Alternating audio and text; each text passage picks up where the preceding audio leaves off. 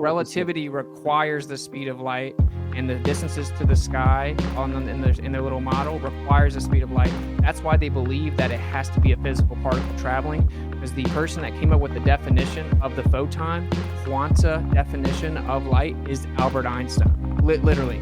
But my point is, if you want to ask what I think, okay, well, we know that there's an electromagnetic radiation everywhere you see light. You can't find light anywhere without electromagnetic radiation.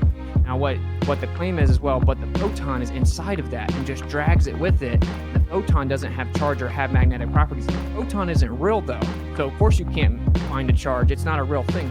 So it's actually an oscillating electric field, an oscillating magnetic field, and they intersect with each other like a coaxial cable. They intersect. And where they intersect, they call that a photon. And it's not an actual individual thing. It's an event.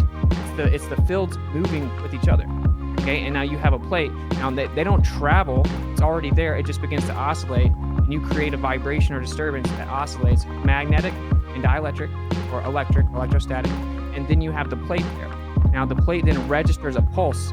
Now what they're claiming is that the photon travels and hits the plate. It's like you're shooting a BB gun at it. That is not what actually happens, though. So they say, well, there's a photon that comes and hits the atoms of the plate and dislodges the electron from its orbit, and then the electron is free, and then the photon exchanges information energy to the electron, morphs with it, becomes a photoelectron, and that's where you get the dots. So every time someone claims that the little dots prove light's a photon, they're claiming all that as well.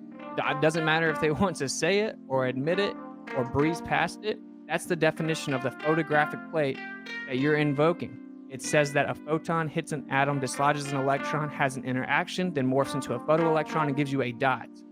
All that is pseudoscience. None of that's real. The photon's not proven. The electron's not proven. The atom itself is not proven. Right? Now, if you think that makes more sense, you're saying that you'd rather describe it that way. That's why I said it's a philosophical decision. It's a philosophical discussion. Go for it. If you think the philosophy of atomism, the invisible bombarding particles going everywhere that we can never prove, is real and everything's made up of matter because nothing can be outside the material world, that's your own prerogative.